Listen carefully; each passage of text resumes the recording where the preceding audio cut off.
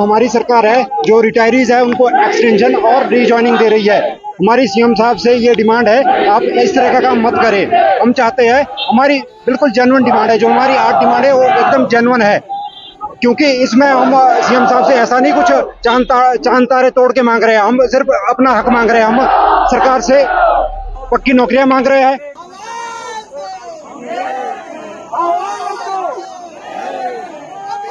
पर आज ये पेंशनर उम्र के इस पड़ाव में जो सड़कों पर खड़े हैं नारे लगाने के लिए, हमारी ये क्या उम्र है? क्योंकि हिमाचल प्रदेश के जो पेंशनर है, हिमाचल के प्रदेश के जो कर्मचारी है, इस सरकार के प्रति गहरा रोष है। और पूरे प्रदेश के आज तो पेंशनर अभी जो है हर जिलों में है, पर अगर हमारे को जेसीसी का गठन नहीं होता, सरकार बातचीत के लिए नहीं बुलाती, तो आने वाले दिनों में ये प्रदर्शन उग्र किया जाएगा। और उसमें यह भी हो सकता है कि सेक्रेटेरिएट का हम घेराव भी करेंगे। और हिमाचल प्रदेश के जितने जो पेंशनर है हमारे, कम से कम यहाँ पे हजारों की संख्या में आएंगे और इस सरकार को बता देंगे कि हम अभी रिटायर जरूर हुए, रिटायर नहीं हुए।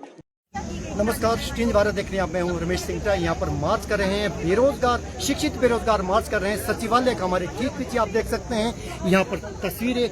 ये कह रहे हैं कि नियमित रोजगार उन्हें नहीं मिल पा रहा है, वो शिक्षित बेरोजगार है और उनको इस तरह का रोजगार नहीं मिल पा रहा जैसा वो चाह रहे हैं। नौकरियां जरूर निकाली जा रही है, लेकिन ये भर्ती प्रक्रिया इतनी लंबी है कि उनको अब उनका इंतजार अब वो नहीं कर सकते हैं। की तारीख को मुख्यमंत्री से मुलाकात करेंगे। अभी मार्च कर रहे हैं माल रोड से मार्च करते हुए, और ये राज्य सचिवालय पहुंच गए हैं। अभी मुख्यमंत्री भी यहाँ से निकले हैं, क्योंकि आज कैबिनेट की बैठक होनी है। तो कैबिनेट की बैठक में भी इनका ध्यान ये आकर्षित करेंगे। इनका कहना है कि जो सरकार कह रही है, जो वादा किया था 1 लाख, कांग्रेस 1 लाख रोजगार देने का, उसे पूरा नहीं किया जा रहा है। तो ये रोजगार, हिमाचल प्रदेश में रोजगार एक बड़ा मुद्दा है। सरकारी क्षेत्र में एक बड़ी उम्मीदें रहती हैं सरकार से कि सरकारी क्षेत्र में उन्हें रोजगार मिले, लेकिन युवाओं का ये कहना है कि उनको ठगा जा रहा है।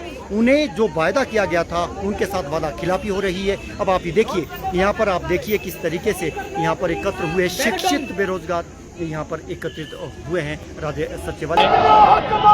नहीं किसी से भीख मांगते, नहीं किसी से भीख मांगते। करता हूँ कि आपने हमारी भावनाओं को समझा और हमारी कवरेज ली। आपको मैं बताना चाहता हूं कि हमारा जो मुख्य मुद्दा है वो बेरोजगारी। हिमाचल प्रदेश बेरोजगारी में भारत का नंबर 1 बन चुका है।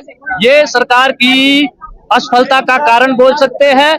और साथ में हमने माननीय मुख्यमंत्री से जो ज्ञापन सौंपना है, उसका मुख्य उद्देश्य है कि कमीशन के माध्यम से भर्ती की जाए। राज्य चयन आयोग आज भी ठप है। 2.5 साल बीत गए और 2.5 साल हो रहे हैं, और राज्य चयन आयोग में 2.5 साल में एक चेयरमैन बैठाया जाता है। सरकार के द्वारा इतनी ढीली गति से भर्ती प्रक्रिया चली है। हम मानते हैं कि कैबिनेट में थोड़ी सी अप्रूव हुई है पोस्टें, धरातल में कमीशन के माध्यम से अभी तक नहीं भरी गई है। फिलहाल इन्होंने आउटसोर्स का एक झुंड खड़ा कर दिया है। यही का सचिवालयों का उदाहरण देता हूं, तो सचिवालयों में जो भीख चिप है और अन्य जो बनाए गए हैं, उनके द्वारा यहाँ से आवाज उठी है कि हम अपने पास आउटसोर्स में कर्मचारी रखेंगे, वो भी अपने हिसाब से। जब सचिवालयों में भी आउटसोर्स की आवाज आनी शुरू हो गई है, तो प्रदेश के विभागों में 40,000 तक इन्होंने आउटसोर्स भरे हैं। इस तरह आउटसोर्स तो दूर की बात, इन्होंने तो रिटायरी भी शुरू कर दिए। आज के इतिहास में ऐसी पहली सरकार होगी जिसने आउटसोर्स और रिटायरों का आपसी झुंड बना रखा है। सर, हमारा एकदम शांतिपूर्ण धरना रहेगा, और हमारी सीएम साहब से डिमांड है कि आप आए, हम लोगों से मिले, और जो हमारी 8 डिमांडें हैं, और इसमें हमारे को टाइम बाउंडेड जो एक आश्वासन दे कि हम इतने टाइम में आपकी भर्तियां निकालेंगे और इतने टाइम में हम नकल विरोधी कानून पास करेंगे। तो हम सर, इसीलिए आज हम इतने लोग इकट्ठे हुए हैं और 12 डिस्ट्रिक्ट के लोग यहाँ पे आए हैं सर, क्योंकि इसमें हम सीएम साहब से ऐसा नहीं कुछ चांद तारे तोड़ के मांग रहे हैं। हम सिर्फ अपना हक मांग रहे हैं। हम सरकार से पक्की नौकरियां मांग रहे हैं, और सरकार से हम अपील कर रहे हैं कि हमारे राज्य में नकल विरोधी कानून हो। तो हमारी एकदम जेन्युइन डिमांड है। तो हमारी सीएम साहब से अपील रहेगी कि आप हमारी जो डिमांड है उनको माने। हिमाचल प्रदेश के पेंशनर सड़कों पर है। बेरोजगारों के बाद अब पेंशनर सड़कों पर है।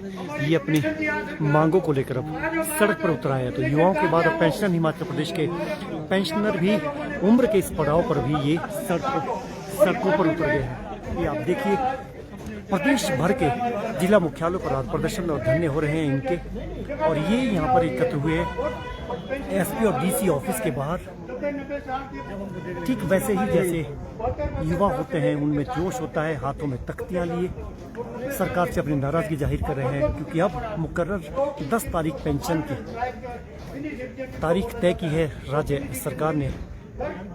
उससे ये रोज ज्यादा इनकी कई मांगे हैं, उनकी अपनी मांगों को लेकर कई बार इन्होंने सरकार से अपनी मांगे उठाई, लेकिन सरकार इनकी मांगों के प्रति संजीदा नहीं है, ऐसा इनका कहना है। और जो आपकी पे कमीशन की जो रिपोर्ट आई थी वो 22 में आई थी, पर पिछली सरकार ने भी हमारे को सिर्फ 20% जो है उसका एरियर दिया, और उसमें भी एक सीलिंग लगा दी, एक राइडर लगा दिया कि 50,000 से ज्यादा आपको कुछ नहीं मिलेगा। आप हमारी जो बातें हैं आपके माध्यम से सरकार तक पहुंचती है। हमारी 23 अगस्त को शिमला में बैठक हुई थी समस्त, जिसमें कि हमारे राज्य कार्यकारिणी के सीनियर पदाधिकारी थे और 12 के जिलों के प्रधान और जनरल सेक्रेटरी थे। उसमें हमने उसमें डिसाइड किया था कि माननीय मुख्यमंत्री जी हमारे को 15 सितंबर तक बुलाए और पेंशनर के लिए जेसीसी का गठन करे और हमारे से बातचीत करे, पर 15 सितंबर तक माननीय मुख्यमंत्री जी ने हमें बातचीत के लिए नहीं बुलाया। आज उसका परिणाम है, शिमला में तो जितने लोग हैं आप देख ही रहे हैं, पर इसके अलावा पूरे प्रदेश के 12 जिलों में आज धरना प्रदर्शन हो रहा है, और कांगड़ा में तो सब डिवीजन लेवल में भी धरना प्रदर्शन हो रहा है, और मेमोरेंडम डीसी के माध्यम से और एसडीएम के माध्यम से जो है आज सरकार को दे रहे हैं। सरकार से हम यही कहना चाहते हैं कि जो आपको ब्यूरोक्रेसी है, जिस तरह के ये ऑर्डर ब्यूरोक्रेसी कर रही है, हम सब जो रिटायर है वो हमारे जो पेंशनर के साथी है, आईएएस भी इसमें है, एचएएस भी है, और पुलिस अफसर भी है, और जो दूसरे इंजीनियर चीफ इंजीनियर भी है। आज हिमाचल प्रदेश की जो शेप बनी है वो हमने बनाई है।